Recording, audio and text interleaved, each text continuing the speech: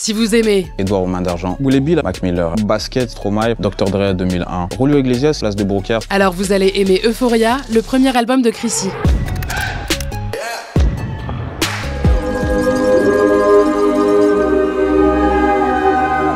Edouard aux mains d'argent de Tim Burton. Je découvre ça quand je suis très petit. Et ce que j'ai aimé en fait avec Edouard, c'est qu'il est dans sa chambre. Il a un peu peur du monde extérieur. Il pense qu'il n'est pas légitime de faire partie de la société. Il tombe sur une femme qu'il invite à découvrir le monde extérieur. Et là en fait il découvre que il ressemble à tout le monde, mais en même temps il ressemble à personne. Moi j'étais totalement Edouard. Je suis toujours dans mon truc et j'essaie pas trop de calculer ce qui se passe en dehors. J'étais un peu de tout. Bizarre, populaire, ça dépendait d'où j'étais. J'ai fait pas mal de basket, j'ai fait pas mal d'écoles. Donc j'essaie de m'adapter en fonction de d'où j'étais, jusqu'à aujourd'hui où j'essaie plus forcément de m'adapter et juste rester moi-même en vrai. Et je pense que tout le monde est sensible, mais il y a très peu de personnes qui assument leur sensibilité. Ouais, je l'écris, je l'assume, j'en parle, je suis à l'aise. Bully Bill, alors c'est la première BD moi qui m'a marqué. C'est un jeune garçon qui est avec son chien et moi j'avais aussi mon chien. On peut voir aussi sur la cover d'Euphoria. Et en fait, avec son chien, il faisait les 400 coups, comme moi j'ai fait les 400 coups avec le mien.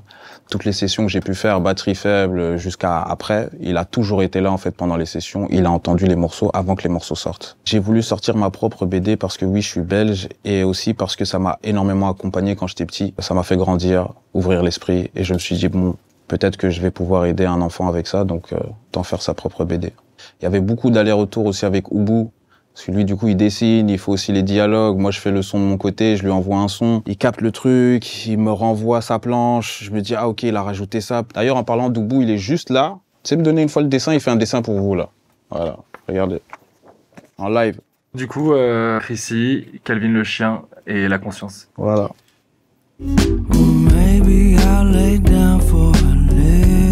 Mac Miller, c'est... J'ai monté mon collectif grâce à Mac Miller, parce que lui, dans sa première mixtape que j'ai découvert, c'était Kids.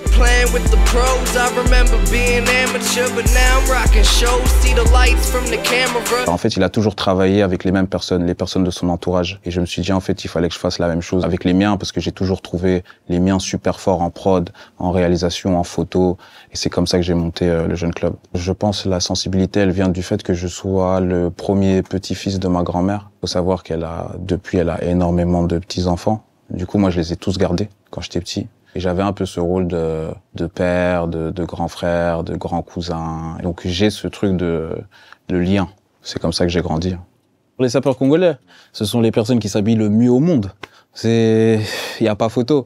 Et puis vu que je suis aussi congolais, ma grand-mère, ses copines, mes oncles, etc.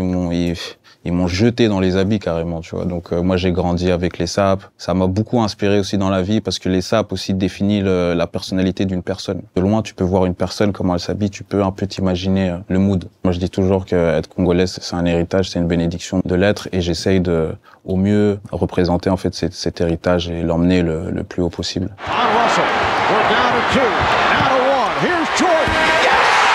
Basket, c'est sport d'équipe. Et le but, c'est que l'équipe gagne. C'est pas juste le joueur qui fait tout. J'ai fait 14 ans de basket et j'ai gardé en fait le même état d'esprit de quand je fais du son. Il y a les producteurs, il y a le réalisateur. Ok, j'ai été meneur au basket, donc tu mènes un peu l'équipe. Donc moi, je vois un peu la force de chacun et j'essaye de prendre le meilleur. Je pourrais citer Derrick Rose pour son histoire, qui est incroyable. Il arrive premier de la draft, MVP. Après, il se blesse. C'est le choc total. Et puis après, il revient, mais il revient en forme. Jusqu'à présent, il est toujours là et on compte sur lui comme 6e homme. Après Derrick, on a eu la même blessure. Ménisque droit. Pour moi, lui, je crois que c'est gauche, je suis plus très certain. Sauf que on n'a pas les mêmes moyens, ni les mêmes docteurs. Donc, lui, il est revenu en forme. Moi, j'ai laissé tomber et j'ai fait du son. Ces pensées qui me font vivre un enfer. Stromae, parce que c'est le Belge qui, pour moi en tout cas, a ouvert les portes à toutes les personnes qui sont arrivées par après. Quand il est arrivé avec ses leçons sur YouTube, ça m'a énormément inspiré pour faire de la production.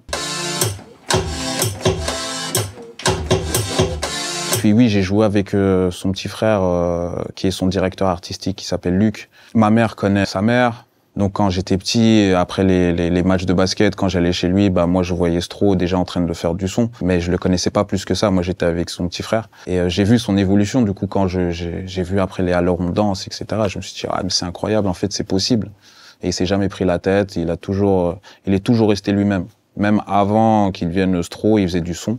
Il avait même un groupe SPN qu'on suivait beaucoup à Bruxelles. Et sa carrière m'a trop inspiré parce que j'ai vraiment vu le début et puis j'ai vu ce qu'il est devenu, quoi. Et c'est incroyable.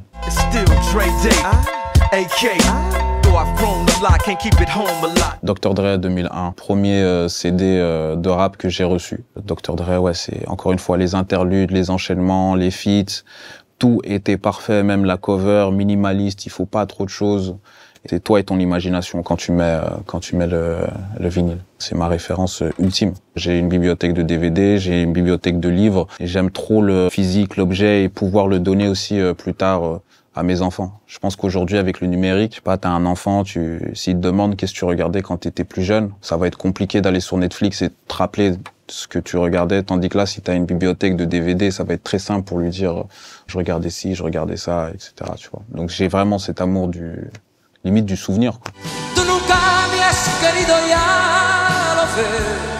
Julio Iglesias, il était gardien du Real de Madrid. Si je dis pas de conneries, il a eu un accident de moto, il s'est retrouvé chez lui, il a fait du son. Il a donné son livre. Déjà, j'étais en train de diguer en tant que producteur, je diguais des samples, je tombe sur Julio, je me rappelle encore une fois de la Starac et je me dis ouais, mais c'est vrai qu'en fait lui, quand j'étais plus jeune, sa musique elle tournait. Donc je commence à diguer un peu ses lives. Je vois en fait costume, tout ça à l'aise, les femmes crient son blaze, je suis là en mode mais en fait c'est une méga star. On m'a donné son livre, j'ai lu son histoire, je suis rentré dedans et c'était fini. Là, Julio, c'est dans mon cœur. Quand t'écoutes le morceau, vous les femmes, celui-là, comment il met les femmes là et comment il met l'homme en bas parce qu'il dit que nous sommes le diable. Vous mon chalet, vos sourires nous attirent et nous désavent. Chanteur à femme. Je pense que c'est mettre justement la femme sur le devant de la scène. Et je pense pas que ce soit un truc qui était beaucoup fait dans le domaine du rap, on va dire. Non, c'était pas du tout inné. Quand j'étais petit, je m'en foutais carrément de faire ça. Ouais, je voulais plaire à mes gars, tout ça. Donc vas-y, on va sortir les plus grosses saloperies. Mais c'est quand tu grandis et que tu commences à réellement penser aux femmes qui t'entourent, ta mère, tes cousines, tes tantes, etc. Même les personnes avec qui tu travailles. Bah là, tu te dis attention. En tout cas, la street cred va pas payer mes factures, ça c'est sûr. Et puis j'ai enregistré tellement d'artistes que eux-mêmes, c'est des gars de la street, etc. Ils me connaissent. Et justement, ce qu'ils respectent, c'est que j'essaie pas de faire genre. Tu vois, je suis juste moi-même. Place de Beaucaire, c'est parce que moi, j'ai grandi pas très loin. On passait tout le temps avec ma mère. Juste à côté, t'as tous les magasins. On faisait énormément de lèche-vitrine avec mon petit frère et ma mère. Il y a 3 ans, j'ai acheté une grande fresque avec la place de Beaucaire de 1958, je crois, un truc du style, qui se trouve au club. Et pour la release party d'Euphoria, on m'a justement proposé de faire ma release à cet endroit-là, sans que les gens sachent qu'en vrai, j'avais ça dans le bureau. Et du coup, quand elle a fait, pour moi, la boucle était bouclée, quoi. Bruxelles, c'est un état d'esprit, il y a trop de gens talentueux, Bruxelles, c'est incroyable. Il faut passer, il faut venir. Bruxelles, j'ai trop d'amour pour Bruxelles, c'est n'importe quoi. Chiffou. Colmini.